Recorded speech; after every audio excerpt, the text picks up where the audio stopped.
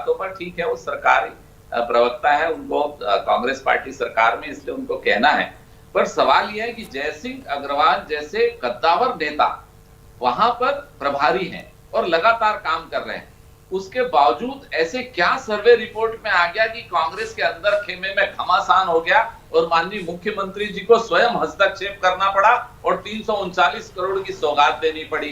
पहली बात तो यह है कि कहीं ना कहीं कुछ अंदर मामला तो गड़बड़ है।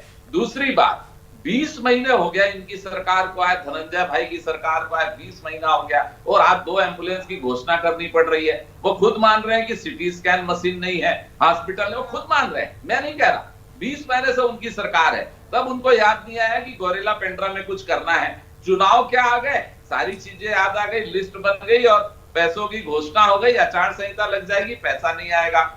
धनंजय भाई ने यह भी माना कि हम लोगों ने हॉस्पिटल की बिल्डिंगें बनाई, स्कूलें बनाई, कॉलेजेस बनाए। मैं बताना चाहता हूं, एक मेडिकल कॉलेज था, 10 मेडिकल कॉलेज हैं और उसमें डॉक्टर बन रहे हैं और लोगों का इलाज हो रहा है। आज गौरेला पेंड्रा हो या कोई भी प्रदेश का कोई भी गांव हो, आखिर सब जगह विकास चाहिए। आप 20 महीने में ये बात को स्वीकार करते हैं कि वहां पर एम्बुलेंस भी नहीं है, सिटी स्कैन भी नहीं है, और आज हम घोषणा कर रहे हैं तो 20 महीने में यह काम क्यों नहीं हुआ? क्या हम ये नहीं माने कि आप जैसे वो ठग्गू के लड्डू हैं, उसका सेठ कहता है कि ऐसा कोई सगा नहीं जिसे हमने ठगा नहीं। तो ऐसे ठगने वाली बात तो नहीं है कि चुनाव आ गया और 339 करोड़ घोषित कर दिए, फिर आचार संहिता लग जाएगी, अब पैसा होगा जब काम होगा, बाद में कह देंगे कोरोना काल है, कुछ नहीं हो सकता। नहीं, तो हालांकि उन्होंने कहा कि इसका फायदा होगा अब क्योंकि आप लोगों ने अनदेखी की, उनका कहना है, लेकिन अब जो सरकार वहां की बेहतरी के लिए कर रही है उसका उनको फायदा होगा। राम अवतार जी भी जुड़े हुए हमारे साथ। राम अवतार जी, खैर ये तो वक्त बताएगा कि कितना नफा और नुकसान किस पार्टी को अब मरवाही में होगा, लेकिन क्या अब इस तरीके की होड़ से, इन सौगातों से मरवाही की जनता का तो कहीं ना कहीं फायदा है? ये एक अच्छी चीज हो रही है कि उनको विकास कार्यों की सौगात मिली।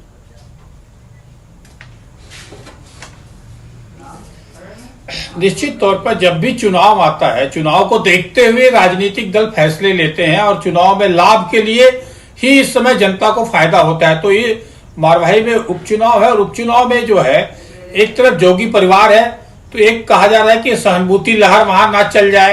उस सहानुभूति लहर को कहीं न कहीं रोकने के लिए फिर से कांग्रेस की मुख्य धारा में वहां के आदिवासी वर्ग को, वहां के वर्ग को जोड़ा जाए, क्योंकि कांग्रेस का गढ़ रहा है।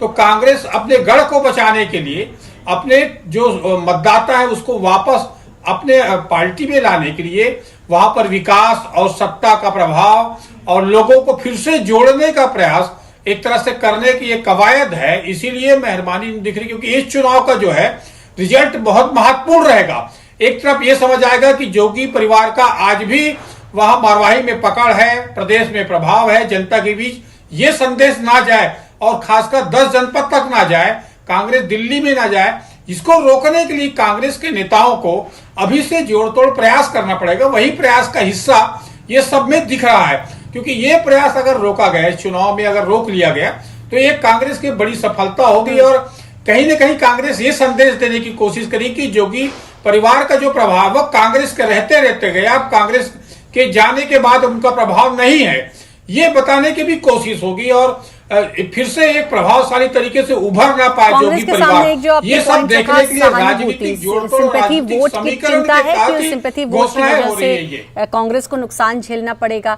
ये कांग्रेस के सामने एक चिंता का विषय है धनंजय जी, क्योंकि अजीत जोगी नहीं रहे और फिर जाहिर है उनके जो चाहने वाले होंगे वो चाहेंगे कि भाई उस सीट पर उन्हीं के परिवार का कब्जा रहे।